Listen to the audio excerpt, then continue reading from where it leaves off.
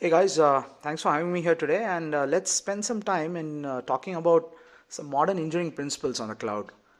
Basically, this is a part of an article that I've written very recently on cloud modern engineering, which I've called it as the lessons from the trenches. In one of the large programs that I was handling very recently, I had the overall responsibility of owning about 82 critical applications that were catering to some most important business functions of the organization. And we are talking about a global organization and an industry leader here.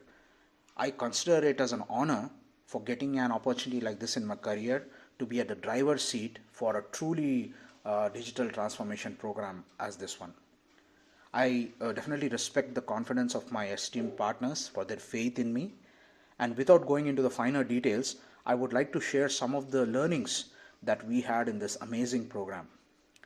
These, as I have called, are the lessons from the trenches, if you will, and not from the ivory towers of governance and program management and program oversight. So this is actually the lessons from the trenches.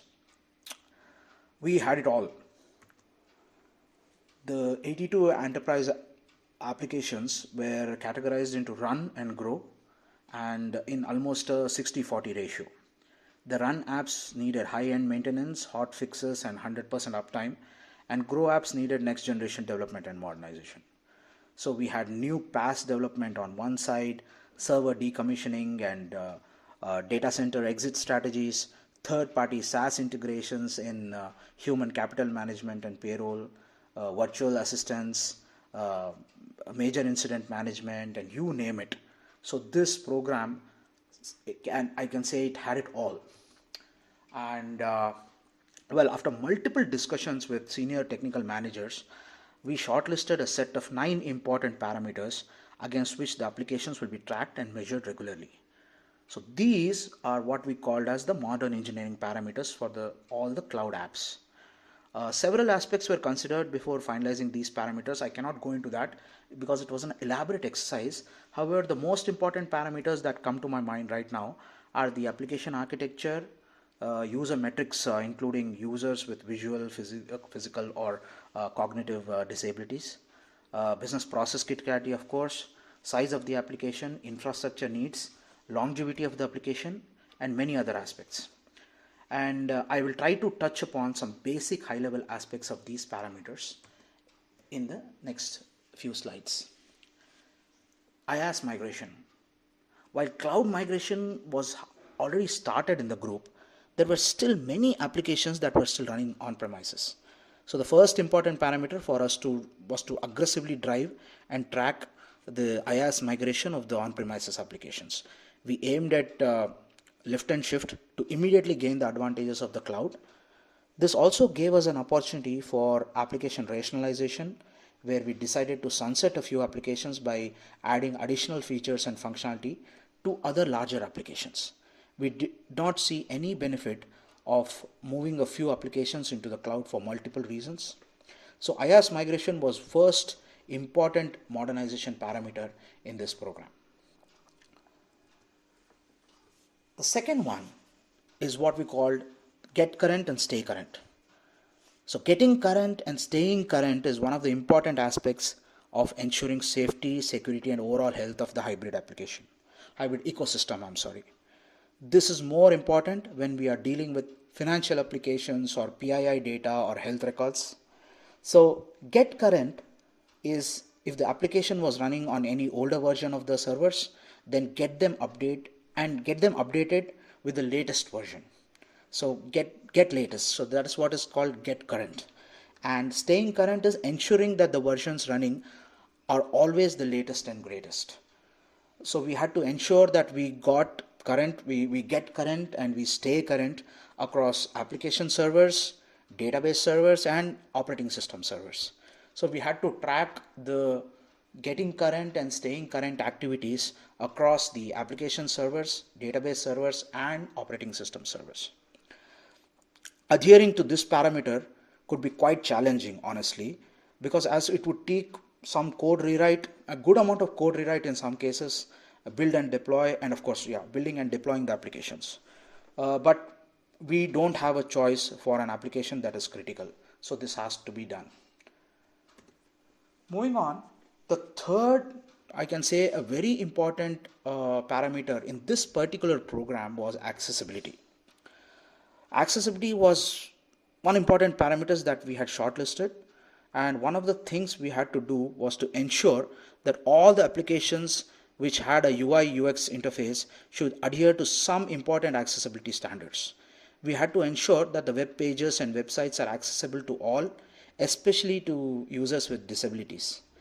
We had to ensure compliance to prescribed web accessibility standards like WCAG 2.0 and other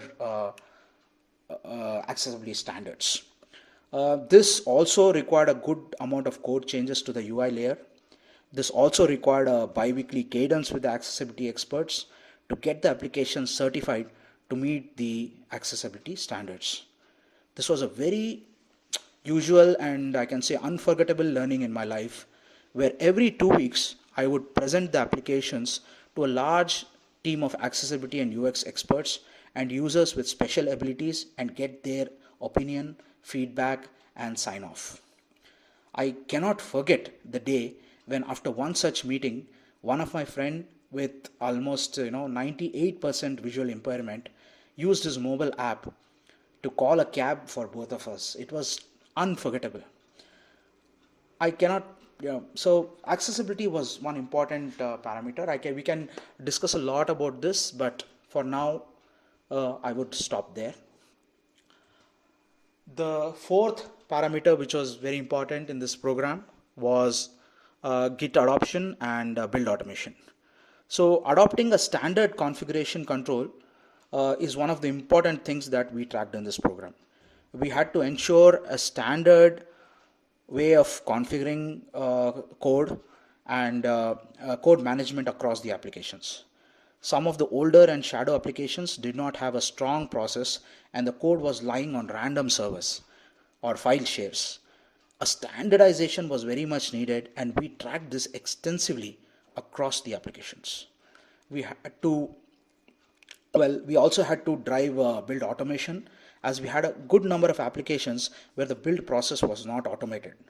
Build automation also was essential for driving a DevOps adoption across the program. Well, several of these parameters were aimed at actually achieving the DevOps as the main process.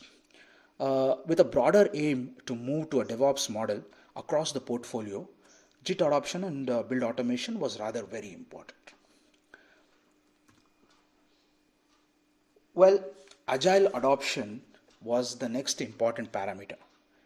Yes, there were a few programs where Agile methodology of development was not followed.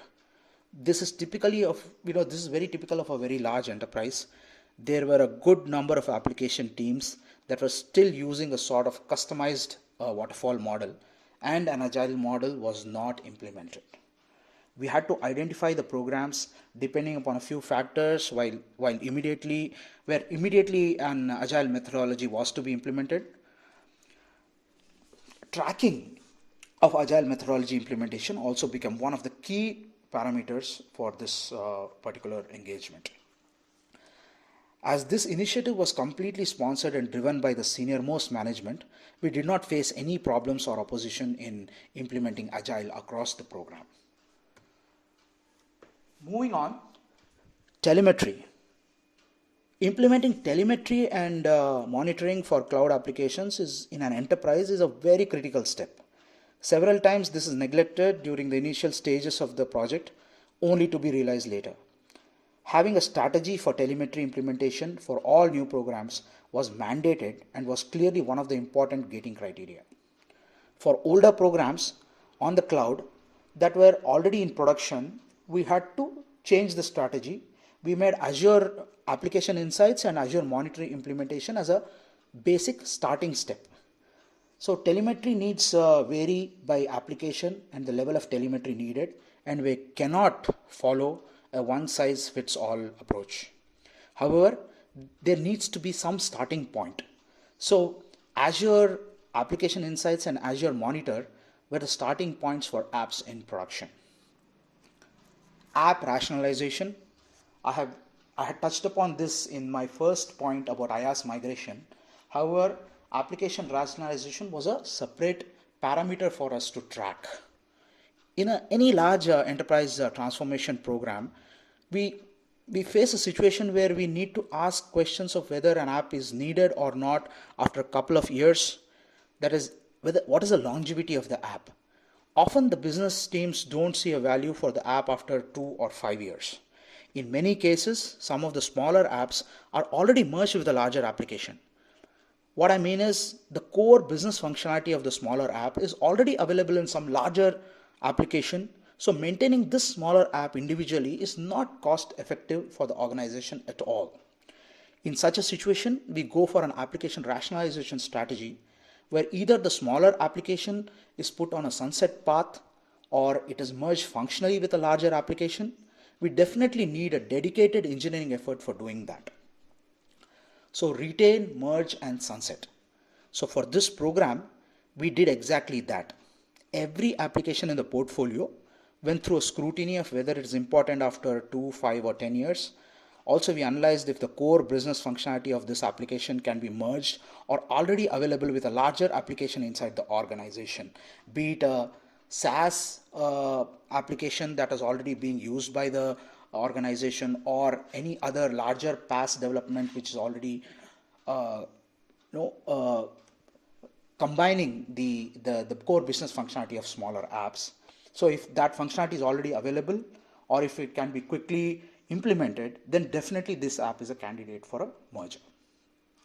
So devise the 3-stage strategy, whether retain, merge or sunset. And this was also tracked extensively at an application level. Moving on,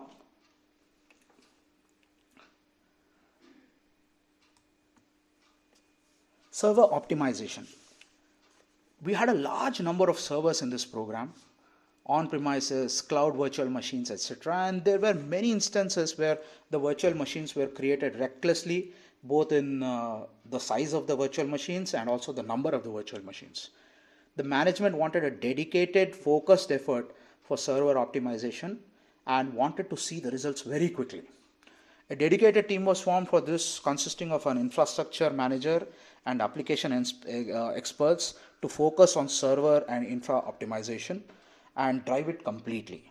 I was not a part of this group, however, but I had to closely interact with this team to provide several inputs about the applications and the server from an architectural standpoint.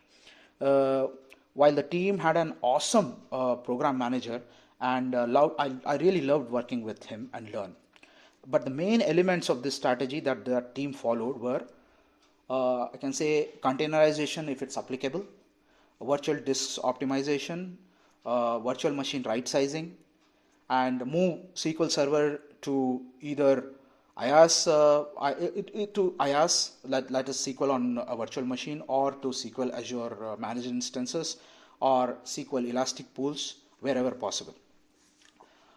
Then the fifth thing that this team followed was a storage tiering, and then performance monitoring on critical apps, and auto snoozing and VM's start stop schedules. So basically 7 or 8 parameters with which this team continued and did a very good job on server optimization, and we had to track it continuously at a server by server level. Moving on, coming to the last point among several others, but the last one important thing for a program as this was the ARM migration. When I say ARM, it's I'm talking about the Azure Resource Manager migration. So what that means is, now those of you who have worked in the initial days of Azure understand that earlier we had to use the classic Azure portal and not the modern Azure portal that we are so much used to nowadays. Around 2008 or 9, many of us were using the Azure Classic portal for all the Azure needs, and we do not have the and we did not have the JSON template then. So we had the Azure Service Manager, which we used to call it ASM for folks who can remember, and not the ARM templates for infrastructure code and other needs that we generally use ARM for. So these are there are huge advantages, of course, of using ARM or ASM, and I will not go into those details in this discussion at least. That's for some other day. But the bottom line is having cloud resources created in Azure Classic portal using ASM is a pain in the neck. So some applications in the portfolio were implemented in the first version of Azure. We are talking about the applications that were first to be moved into the cloud in 2008 or 7, when the virtual machines were created using the ASMs. So they were created in the classic portal, and so they dependent on ASM. It was a very important step to migrate, or in some cases recreate, the whole template in the modern or ARM template in JSON. So we had to track this exercise both at an app and server level on a weekly basis, and personally it was I can say pretty stressful for me, because we had to track this across almost 38 applications across almost 200 to 300 servers. And every week we used to say, okay, which has been upgraded to the ARM. So incredible learning there. So, well, to conclude, I can say, finally, some of the parameters that I've described all this while are very specific to this particular program, and they definitely are not applicable to all programs, I can say, especially if we are dealing with a greenfield cloud native or a PaaS development program. However, in this program, however, in programs where we are dealing with a combination of legacy and modern applications, I think most of these parameters are still relevant. Well, I had the opportunity of working with some amazing engineering and technology leaders in this program, which also led to some very lifelong friendships. Some of the PMs and tech leads reporting to me in this program are now entrepreneurs and great tech leaders. So that was a brief summary of some very important parameters that we tracked in this amazing cloud program, which had it all. And these were actually from the lessons from the trenches. Thank you very much.